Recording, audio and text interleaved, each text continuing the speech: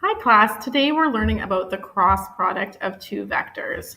So we don't really ever multiply vectors, but this does something different than that. It's different than the dot product, and it is quite useful in problem solving, as you will see.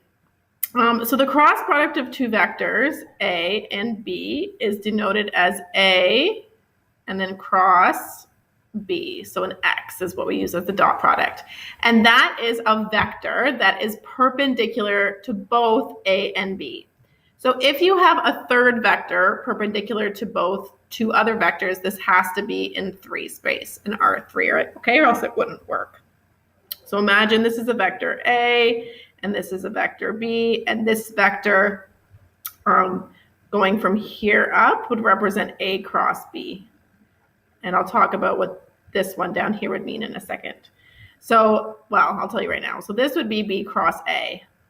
So A cross B and B cross A are not actually equal. They're opposite vectors.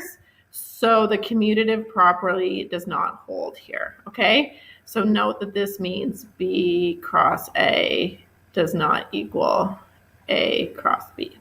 Okay, so there are infinite number of possibilities that are all collinear because the length of this vector doesn't matter. But basically what the cross product does is it presents us with an algorithm that allows us to find one in the simplest possible way. So when you do find the cross product, you will get a vector. Just remember that it's not the only vector that's perpendicular to both, but just one that's found in a simple way. So the formula development is really actually very attainable for you to understand. Just over the years, I've determined that I just kind of go here through the general idea of how it's attained. But I do encourage you to check out your textbook. The full development can be found there. So basically what happens is that you create a system of 2 equations with 3 unknowns. So we know that this has an infinite number of solutions. Okay, so what we do here, if these are both perpendicular, okay, then A dotted with V would be equal to 0, and then B dotted with V would be equal to 0. So this gives us the equation A1 x1 or A1x plus A2y plus A3z equals 0, and then B1x plus B2y plus B3z equals 0. So here's 2 equations with 3 unknowns.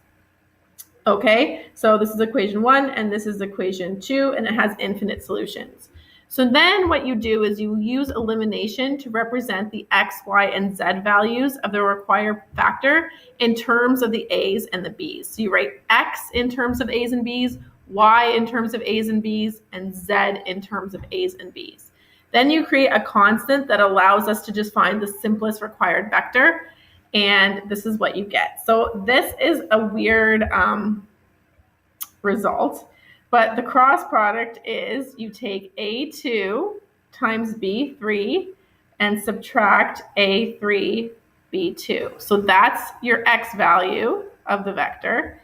Then your y value is A3 B1 minus A1 B3. And then your z value is A1 B2 minus A2 B1. Okay, so that is like super confusing. You're like, Mrs. Weens, how am I supposed to memorize that? Well, there's a method that we use to actually find this. So remember B cross A is just negative A cross B. So it would be A3 B2 minus A2 B3. So notice these are just switching. A1 B3 minus A3 B1 and A2 B1 minus A1 B2. Okay, but instead of memorizing this, I will show you the method that we use to actually do this. So we list components of A on the left side and components of B on the right side, each starting with the second component. So I'm going to have my A's and my B's. Okay, so I have A2, A3, A1, and then I'm going to stop at A2. So you always write 4 of them, starting with A2 and then just working your way down and back around. So then B2, B3, B1, and B2. Okay, so I'm going to use color to help you understand this.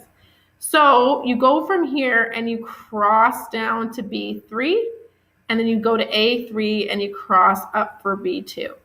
So the X value is equal to this multiplication, A2B3, minus this multiplication, A3B2. Okay, and then you start here, you go down and up. So your Y value is A3B1 minus A1B3. And then finally you go down, up. Your Z value is A1B2 minus A2B1. Okay, so let's actually use this with an example. Hopefully it'll be more clear. Okay, so we're going to put P on this side and Q on this side. So P crossed with Q. So I'm going to start with the second variable. So 3, 2, -1, 3. And with Q, again, I start with the second variable, -5, 6, 2, -5. Okay, now you got to be really careful with your negatives, especially because you're subtracting. Okay, so P cross Q. So your X value is equal to 3 times 6 minus 2 times -5. So that's 9 plus 10, so 19. Okay, then my Y value, cross, is 2 times 2 minus -1 times 6. So 4 plus 6 is 10. Okay, and then -1 times -5. So -1 times -5 minus 3 times 2.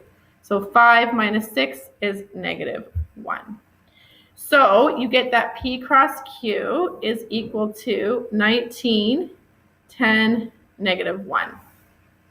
Okay, and then Q cross P is just the negative of that. So you get -19, -10, +1.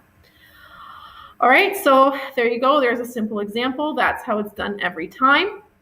So just be really careful with your negatives, okay? It's tempting to just try to do a lot of this in your head, but even I still find it confusing because you're subtracting and multiplying. So it can get a little bit dicey with the negatives. So I do encourage you to take the time to actually write things out. Okay, so first of all, this is not commutative, as I showed already on the front page. So A cross B does not equal B cross A. All right. We have the distributive law. So P crossed with Q plus R is equal to P cross Q plus P crossed with R. That is true. The scalar law. So if you have some scalar K times P cross Q, this is equal to, you can put the scalar anywhere you want. So KP cross Q or P cross KQ. Those are all equal. And finally, if you have a vector, sorry, no cross there, crossed with itself, you get the 0 vector. Okay, so short video today, but the rest is an investigation. So you need to try this on your own now, and hopefully you can make sense of it. And we'll take it up tomorrow. So thanks for watching. Hope you learned lots.